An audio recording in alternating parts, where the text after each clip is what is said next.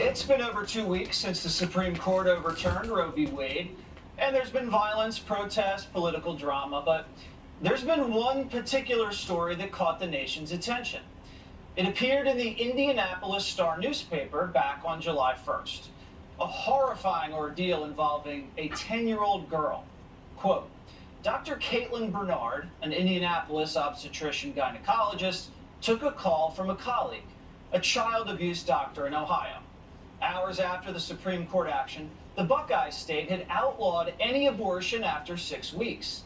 Now, this doctor had a 10-year-old patient in the office who was 6 weeks and 3 days pregnant. Could Bernard help? This is a heinous story. 10-year-old girl was raped and is pregnant with her rapist's baby? There's nothing more despicable than that. And she was now unable to end her pregnancy in the state of Ohio, so according to the report, that's where Dr. Caitlin Bernard steps in. Since Indiana had yet to change their abortion laws, the girl could still end her pregnancy if she crossed state lines. Her doctor got in contact with Bernard, and the 10-year-old was apparently driven across state lines, and her pregnancy was ended by Bernard in Indiana. The story quickly took hold all across the globe. Headlines, home and abroad, highlighted the tragic situation occurring, and it wasn't long before it became the focus of cable news. It is hard to imagine anything more cruel, more disturbing than forcing a child, a 10-year-old still playing with fidget toys and tablets, to carry her father or her brother's child to term, or forcing her to travel across state lines for an abortion. And yet, here we are. Ohio has outlawed abortion after 6 weeks, so the child will now have to travel to Indiana to get the procedure. And this case is putting the spotlight on America post Roe v. Wade. A 10-year-old rape victim, that is a child. Once the media ran with it, it became a central part of the West Wing's talking point. This isn't some imagined horror. It's already happening. Just last week it was reported that a 10-year-old girl was a rape victim in Ohio. 10 years old. And she was forced to have to travel out of the state to Indiana to seek to terminate the pregnancy and maybe save her life. Imagine being that little girl. I'm serious. Just imagine being that little girl, 10 years old. We have heard recent examples of what this means for a girl as young as 10 years old who endured an act of violence, back to the point of the 10-year-old girl that we've been hearing so much about. We have, I believe, 12 states in our country that right now will not even allow an exception in their ban on abortion, will not even allow an exception for rape and incest. The liberal media then shoved this story in the faces of pro-life Republican governors. The Indianapolis Star is reporting that a 10-year-old girl in Ohio who was 6 weeks and 3 days pregnant now has to travel across state lines to Indiana to receive an abortion. Will the state of South Dakota, going forward, force a 10-year-old in that very same situation to have a baby? What's incredible is that nobody's talking about the pervert, horrible, deranged individual that raped a 10-year-old. Should she have to have a child? Should she have to have that baby? Every single life is precious. Would you be okay with that? A 10-year-old girl having to have a baby? No, I'm never okay with that. In fact, that story will keep me up at night. It absolutely will. Will you? Obviously, this is a heartbreaking story. And Governor Noem touches on a pretty good point. Why isn't anybody talking about bringing the child rapist to justice? So Primetime decided to investigate this alleged child rape. But we quickly found out that authorities in Ohio haven't even begun a criminal investigation into the rape. This doesn't make any sense. No one reported this child rape to law enforcement. The Washington Post agreed with us and is digging into this too. Quote, under Ohio law, a physician is mandated under Ohio Revised Code 2151-421 would be required to report any case of known or suspected physical, sexual, or emotional abuse or neglect of a child to their local child welfare or law enforcement agency. But we haven't found any evidence that this child rape was reported to law enforcement or any child welfare system. And neither has the Washington Post. And Primetime called Ohio Governor Mike DeWine's office, and they couldn't find any evidence of investigation or charges being filed anywhere in their state. So we followed up with the state attorney general's office, and they too have yet to find any record on the matter. And we'll talk to the AG about this shortly. Then we called all of the abortion clinics in Ohio to see if they filed a police report about a 10-year-old being raped. None of the abortion providers in Ohio could provide any useful information. You would think the story of a sexual abuser roaming free, assaulting 10-year-olds would raise quite a few concerns in small-town Ohio. But no one seems to be doing anything about it. No one even knows anything about it. Local media outlets aren't even alerting the public there's a monster on the loose. And from what we can find, no local newspaper or TV station picked up the story. The only source for this entire story is Dr. Caitlin Bernard, the abortion doctor in Indiana. Bernard ran quickly to the cameras last week.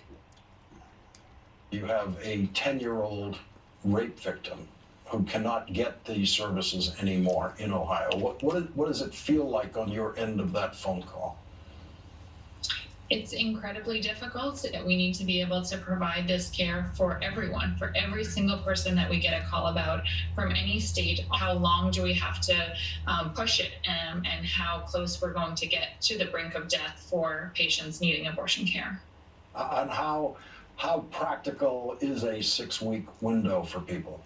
There's no way that you can expect anyone, much less a young person, to be able to identify and get to care by 6 weeks.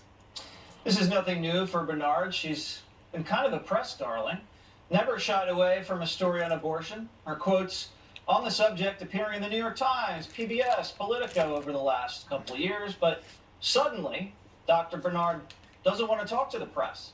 We reached out to her for comment, and she told us, quote, "I have no information to share about this." And this isn't a partisan thing. The Washington Post also reached out to her for comment, and she said the exact same thing. She has nothing more to share. Now, Indiana law also requires someone like Dr. Bernard to report child rape to law enforcement, but we can't find any evidence that she did that there. That's the law. In fact, Bernard has a history of not reporting abuse cases to the police, which we'll discuss later. So we're having no luck confirming this story. So how did the Indianapolis Star confirm the story? Made up. Well, the Washington Post says the reporting looks very suspect. Quote, "There is no indication that the newspaper made other attempts to confirm her account." The story's lead reporter, Shari Rudofsky, did not respond to a query asking whether additional sourcing was obtained. So the Indianapolis Star released one of the most viral stories of the summer, a story that's been seized on by the President of the United States, and now they're running and hiding. When Primetime pressed the Star and their executive editor, Bro Crift, they basically said this. They told us, quote, "The facts and sourcing about people crossing state lines into Indiana, including the 10-year-old girl for abortions, are clear. We have no additional comment at this time." The facts and sourcing aren't clear at all, which is odd, because the Star's publisher has a code of ethics which states this: "We'll explain to audiences our journalistic processes to promote transparency and engagement. We will use confidential sources as the sole basis for published information only as a last resort and under specific procedures that best serve the public's right to know." So the newspaper run by Bro is violating their own code of ethics by hiding under their desks and clamming up. The Indianapolis Star has actually been accused of inaccurate reporting before. Just last month, the paper caught flack after they falsely reported that 2 CEOs had signed a letter supporting abortion rights when the 2 executives did not. And they had to issue a correction. Our buddy Bro actually issued a correction for reporting that happened over 100 years ago. So it's not like Bro doesn't do corrections, he does. The newspaper, their editor, and their reporter have all gone dark. Is that the kind of behavior of people who stand by their reporting? And what about the abortion doctor, Caitlin Bernard? And what about the fact that there is not a single police report? Are you telling me no one's trying to arrest a child rapist in Ohio? Because I know Ohio, and they don't tolerate that there. So where do we stand? If there's a 10-year-old child abuser out there on the streets of Ohio, he needs to be brought to justice. And if so-called doctors are covering up child rape, they need to be prosecuted. But if this horrific story isn't accurate, and the abortion doctor and the Indianapolis Star are misleading us, and the mainstream media and the President of the United States seizing on another hoax, then this is absolutely shameful and fits a pretty dangerous pattern of politically timed disinformation. Megan Fox is an investigative journalist and joins me now. So Megan, you've been looking into this story, as have we, as have the Washington Post. What jumps out to you here? Well, the very first thing that jumped out to me was the idea that the 10-year-old was 6 weeks and exactly 3 days over the limit. When you look up the law in Ohio, Jesse, there's no 6-week limit. It's a heartbeat bill, and the law does not say anything about a certain number of weeks. There are also exceptions. So they could have called an Ohio legislator to talk to them about this law, to find out, what exactly it means. But the Indianapolis Star did not do that. And it also bothered me that they would not respond to my request for comment as well.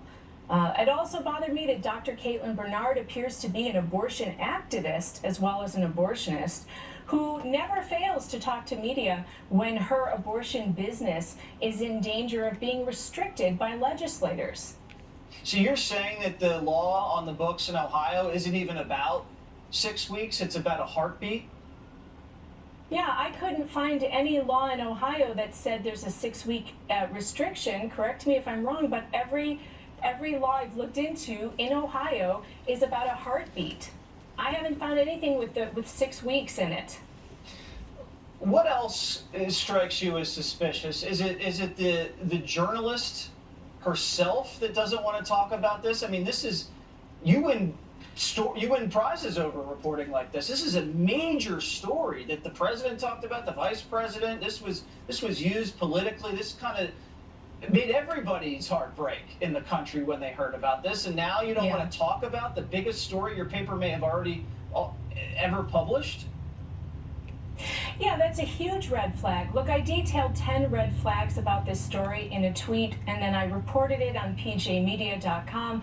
And no one has responded. No one has called me to say, you're wrong.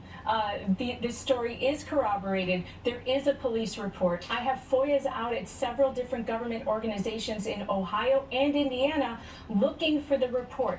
Dr. Caitlin Bernard, like you said, is a mandated reporter. She has to report child rape. This is a horrific story being used to divide Americans, being used to outrage people, being used as a political weapon. And that was one of the main red flags to me, Jesse, was when they do that with a story, you know that they have another agenda. Yeah. All right, Megan, thank you so much for your reporting. It was very, very important. Thank you. So how's Ohio investigating the claim that a 10-year-old girl was raped? Are we looking for the rapist on the loose? Let's turn to Ohio Attorney General Dave Yost. So Dave, have you had anybody come to you in your state to say we're looking into this? A police report was filed? Not a whisper. And we work closely with we have a decentralized law enforcement system in Ohio, but we have regular contact with prosecutors and local police and sheriffs. Not a whisper anywhere. Something maybe even more telling, Jesse, is my office runs the state crime lab. Any case like this, you're going to have a rape kit, you're going to have biological evidence, and you would be looking for DNA analysis, which we do most of the DNA analysis in Ohio. There is no case request for analysis that looks anything like this. Yeah, and if it's a family member, then it's even an easier way to find the DNA right there. You just call the father, the uncle, the grandfather, anything, and you get the guy's DNA and you lock him up. It's also a crime to hide child rape. Isn't it against the law if you have a 10-year-old girl come in? Obviously, she's not of the age of consent. They have to report that to law enforcement, and if they don't, that abortion doctor or any doctor should be prosecuted in your state, correct? That's correct. Now, the doctor in Indiana isn't in our jurisdiction, obviously. We don't know who the originating doctor in Ohio was, if they even exist. But the bottom line is, it is a crime if you're a mandated reporter to fail to report. It's also the fact that in Ohio, the rape of a 10-year-old means life in prison. I know our prosecutors and cops in this state. There's not one of them that wouldn't be turning over every rock in their jurisdiction if they had the slightest hint that this had occurred there. Yeah, they'd be licking their chops to lock up some sicko like that. Well, we hope this is a hoax, because that means the 10-year-old girl was not raped and impregnated by anybody. Speaking of hoaxes, though, can I correct something that everybody's reporting wrong nationally? Sure. Ohio's heartbeat law has a medical emergency exception, broader than just the life of the mother. This young girl, if she exists and if this horrible thing actually happened to her, it breaks my heart to think about it, she did not have to leave Ohio to find treatment. It's amazing. The more you learn about this, the more unbelievable it becomes. Dave, thank you so much for joining us, and keep us posted if you hear anything. You bet. Will Hunter Biden get hit with sex trafficking charges? A bombshell report has the goods. And later, what do New Yorkers fear the most? I'm afraid of my mom. If you don't do what she says, she has powers. Fox News alert, Hunter Biden could face federal sex trafficking charges for transporting prostitutes across state lines. Documents and videos obtained by the Daily Mail show Hunter paying to bring the hookers hundreds of miles to his hotel. This all happened during a 5-month, $30,000 sex binge where Hunter wrote false checks disguised as medical payments to pay for prostitutes. Some of it financed by his father, Joe. Here's the story. Back in 2018, while Hunter was staying in a swanky $700 a night room in New York, he was looking for a good time, so he hit up his go-to supplier to see what girls were available. Moments later, Hunter's buying 3 tickets for prostitutes on Amtrak.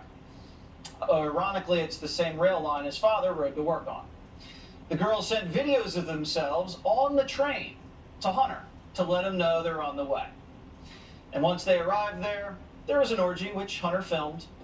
Of course, because there isn't a crime Hunter hasn't filmed. So by paying to transport escorts from Boston to New York, Hunter may have violated the Mann Act, which makes it a felony to transport individuals for the purpose of prostitution. R. Kelly was actually convicted of violating the Mann Act, but then again, R. Kelly isn't the president's son.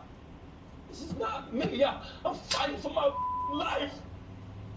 Y'all killing me with this. This all comes as hackers claim they've penetrated into Hunter's iPhone. They released all sorts of stuff across the internet over the weekend. Primetime isn't legally able to broadcast material like this at this time, but what we've seen so far is disturbing and involves very personal and financial and family information. Our president's open to the kind of blackmail that could put our whole country at risk. What we can show you is this unreleased video, though. I just laid out the bag. It's 2.06. 2.07 without the bag. So how long is... So this is interesting because taking down crack users used to be Joe Biden's #1 priority. If you have a piece of crack cocaine no bigger than this quarter that I'm holding in my hand, 1/4 of $1, we passed a law through the leadership of Senator Thurmond and myself and others, a law that says you're caught with that, you go to jail for 5 years. You get no probation, you get nothing other than 5 years in jail. Judge doesn't have a choice. With all of this floating around, why does the CIA even allow Hunter Biden at the White House? Well, probably for the same reason the CIA covered up the laptop as Russian disinformation in order to rig the election. Dana Lash is a nationally syndicated radio show host and Substack columnist. So Dana, the Mann Act violation, and the sex trafficking thing's probably the most open and shut case on Hunter we have so far. You have the checks, you have filming of the video on the train, and then you have the orgy that was also filmed. I didn't go to law school. I could prosecute that case. Yeah, I identify as a lawyer and as a biologist, Jesse. It's good to be with you. I appreciate being on with you. I need eye bleach for everything that's out there. Sorry. And can I just say that 4chan is actually doing, I can't believe this is a sentence I'm saying, 4chan is actually doing what journalists don't. So 4chan is actually providing a more valuable service to the public right now than our legacy press, which is pretty shocking. But you're right. The Mann Act, though, here's the thing. First off, there's two words, Hunter Biden. That's his name. This is the same guy who lied, who falsified a 4473, the same guy whose sister-in-law / lover deposited, and by deposited, threw away his pistol that she took, it was unsecured in his truck, threw it in a trash can literally across the street from a school. Whether or not that violated the National Gun-Free School Zones Act, I mean, I'm not quite sure, but, you know, could be. Apparently nothing happened with that. In fact, there were allegations that the Secret Service, Jesse, even worked to help kind of silence that, maybe cover it up a little bit. The FBI has been sitting on all of this stuff with his laptop. If some people can actually get into his iCloud account and just get this much information, Jesse, imagine what isn't out there. But for the Mann Act violation, R. Kelly had other charges along with it. Typically, from everything I've read on it, it's not usually just that act alone being violated that results in some kind of prosecution and or penalty. But he's under investigation for a lot of other stuff, so we'll see. He's under investigation for a lot of other stuff, and this just adds to the tally. He's the smartest guy Joe knows. The smartest guy, and he respects escorts more than anybody as well. And I'm sorry front row at the medal ceremony. And you know what? Let's take the picture of Hunter spread eagle down in the bathhouse. I think we've seen enough. Oh, Dana, thank you so much. I'm sorry to the audience for that. The most powerful liberal media outlet in America just turned on Joe Biden. Betrayal is always painful, but it hurts the most when you're sold out by someone you love. I know it was you, Fredo. You broke my heart. You broke my heart. That's what's happening to Joe Biden. The media that loved him, propped him up, and covered for him for 2020 are all methodically now stabbing him in the back. We'll start with NBC. Some Democrats who did vote in 2020 are frustrated with the administration's failure to push through their agenda, pass the big-ticket legislation, and Biden's own reluctance or inability to use the bully pulpit to change people's minds. His job approval trails other recent presidents, including Trump, at this point in the election cycle, after a lingering pandemic, the chaotic withdrawal from Afghanistan, failure to stem rising costs, failure to pass voting rights legislation, and a failure to substantially address climate change or immigration challenges. We thought losing Deborah Messing was bad. The media dragged Joe across the finish line less than 2 years ago, so why are they already dropping him like yesterday's paper? Maybe they finally realized what the rest of us knew from day one. The guy's shot. But don't take my word for it. Here's Mayor Pete. I'm told Senator Lindsey Graham is talking with colleagues about potentially raising that retirement age for commercial pilots to 67. Would you support that? Look, these retirement ages are there for a reason, and the reason is safety. I'm not going to be on board with anything that could compromise safety. Now, what's clearly the case is we need to cultivate, train, and support a new generation of qualified pilots. Just substitute the word pilot for president. If Pete thinks 67 is too old to fly a plane safely, why is he cool with the 79-year-old running the country? But the deepest cut came from the New York Times. The gray lady went full Brutus on Biden, shanking him repeatedly like lines like this. During his European trip last month, foreign leaders followed his lead while protectively treating him like a distinguished elderly relative. How inspiring. And what about this? Aides acknowledged Mr. Biden looks older than just a few years ago, a political liability that cannot be solved by traditional White House stratagems like staff shakeup. or new communication plans. His energy level, while impressive for a man of his age, is not what it was, and some aides quietly watch out for him. He often shuffles when he walks, and aides worry he will trip on a wire. He stumbles over words during public events, and they hold their breath to see if he makes it to the end without a gaffe. Did Dan Bongino write that? I mean, this is brutal, but not as brutal as this poll. The New York Times poll has the big guy's approval at 33%, and just 26% of Democrats want him to run again. But Kamala knows she's anchored to this sinking ship, but she's going full steam ahead anyway, for now. Listen to President Biden. He intends to run. And if he does, I intend to run with him. So there you go. Behind the laughter is this dark realization that she knows she's never going to be elected president because she can barely talk. I do believe that we should have rightly believed, but we certainly believe that certain issues are just settled. Certain issues are just settled. Clearly we're not. No, that's right. And that's why I do believe that we are living, sadly, in real unsettled times. There's another example of this point, voting rights. We thought that was settled. We thought that was settled, at least by law, in the 60s. We look now at the issue of choice. We thought that was settled. You know what's not settled? The growing number of Democrats eyeing the White House. Media's already gushing over some of these younger, sharper guys like Gavin Newsom. If you thought Biden had a bunch of knives in his back, just wait until after the midterms. Lauren Boebert's a Colorado congresswoman and author of the new book, My American Life. All right, so Congresswoman, I think when the Times saw Joe just kind of shrug and fly to Delaware after the Roe thing came down, they wanted him to perform an abortion on the White House lawn. That's the kind of action and emotion they expected from the president, and he didn't deliver, and so they want him out. They do want him out because he's even unproductive for them. I think that he is under more water than a submarine at this point. Look at 94% of voters in Joe Biden's party from ages 18 to 29 do not approve of Joe Biden. I think they approve more of MySpace and plastic straws at this point. But if Joe Biden has lost more than his marbles, he has lost his party, and Americans see that he is absolutely unfit to hold this office, whether it be a fake White House set or not. He is unfit to be there, and I think the only person that's more unfit than Joe Biden is the spread eagle Parmesan King himself, Hunter Biden. But I mean, what do we have next?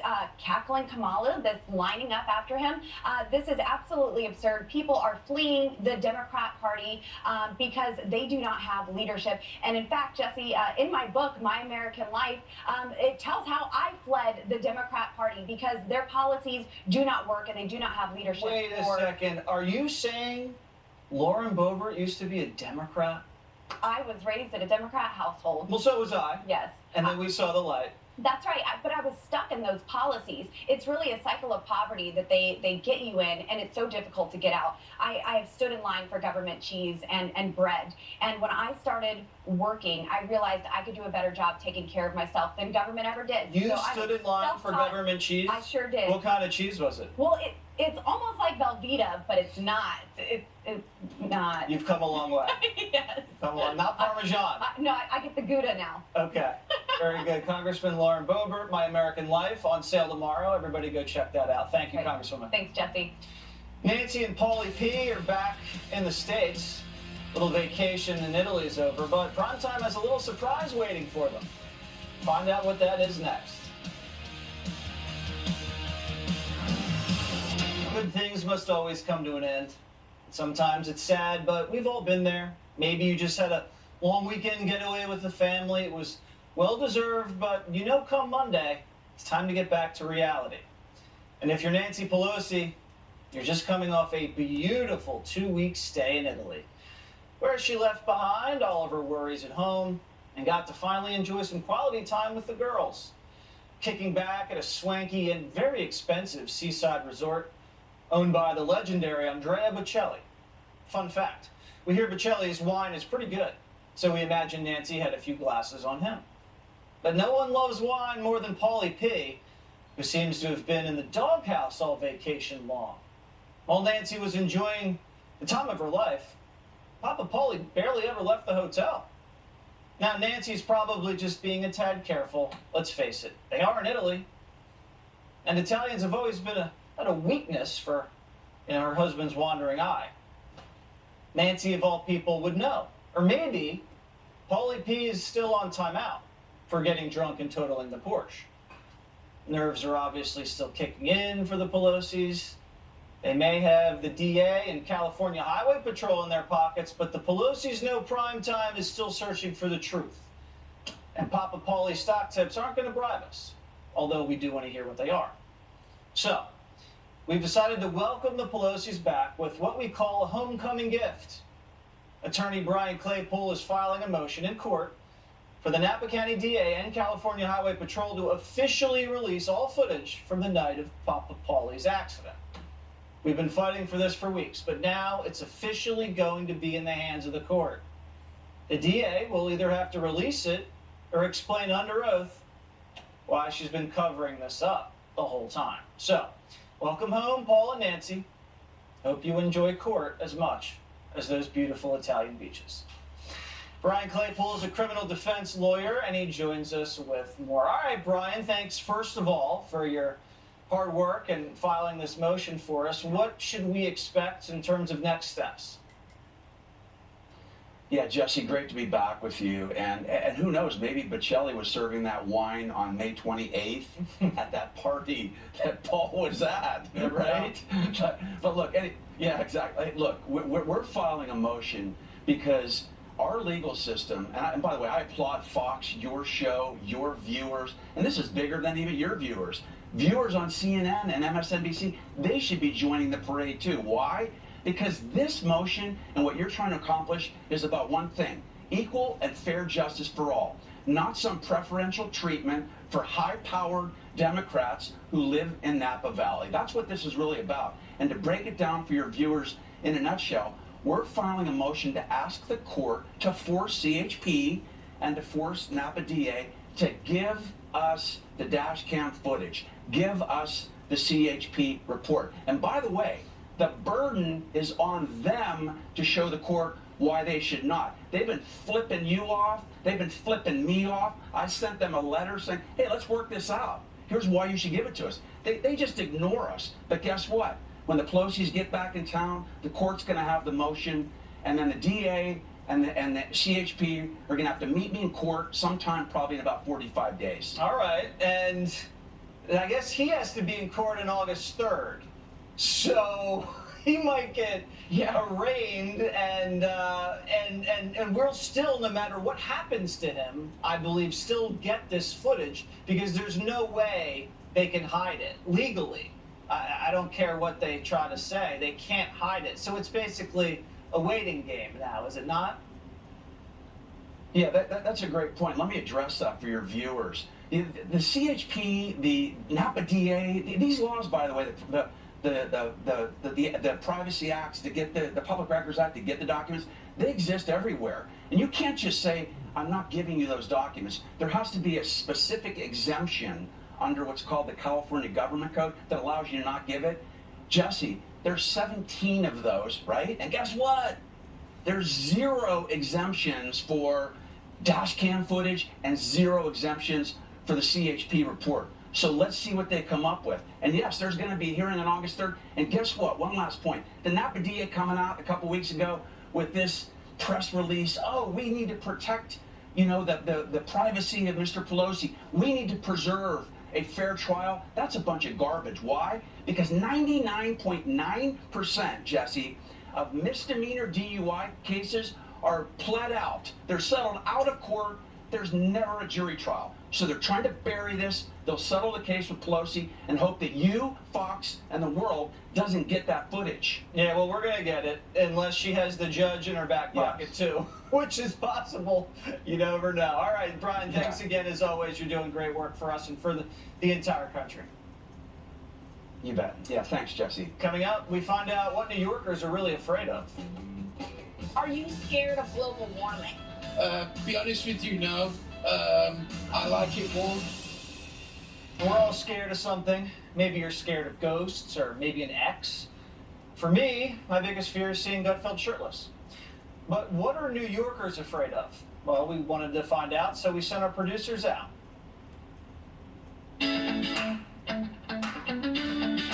What would you say your biggest fear is and why? Throwing up. Heights, spiders. We don't have that many fears, really. I feel pretty good. I'm afraid of my mom. If you don't do what she says, she has powers. Mom's not been happy this week. Are you scared of global warming? Be honest with you, no. I like it warm. It's like a sauna in here. Would you say you're afraid of global warming? I am. I think that's our largest fear. Volcanoes all over the earth. You think there's going to be a lot of volcanoes popping up everywhere? I think so. I think. One in New York, maybe? Yes. In the city? Yes. Right by Times Square? Yes. I know this sounds crazy, but it almost looks like lava, volcanic lava pouring onto the street. Are you afraid of Joe Biden?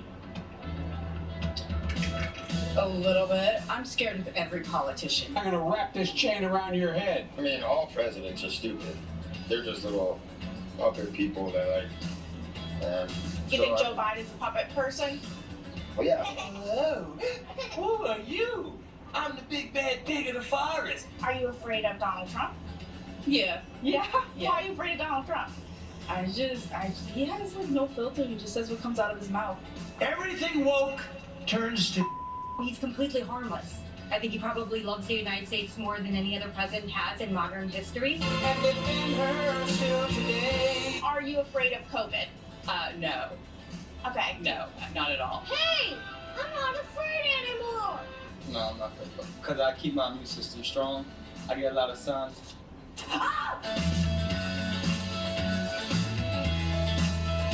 Are you afraid of China? Yeah, I should be, but I'm not. We will hold China accountable. If you would give Americans a pep talk right now, tell them why they shouldn't be afraid of anything. Go ahead. You shouldn't be afraid of anything, honestly, because your fears are going to hold you back in life. It's really hard because America is pretty stupid. You really are crazy. Everything that is bad comes good again. Everything that falls goes back up. Everything that should be down is up. Everything that should be up is down. You're going to be on Jesse Waters Primetime. Anything you want to say to Jesse Waters? Jesse Waters, I don't know who you are, but hi, Jesse, you're in my world. And great hair.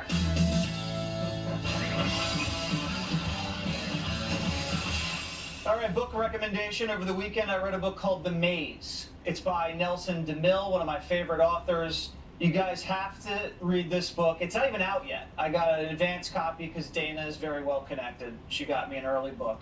But you could probably order it on Amazon, so check out The Maze by Nelson DeMille. Let's do some text messages. Allison from New York. Jesse, great job to you and your team on that insane opening. I'm so glad someone's getting this horrid story out there. Great work. Yeah, my team did a lot of good work over the weekend. It definitely paid off.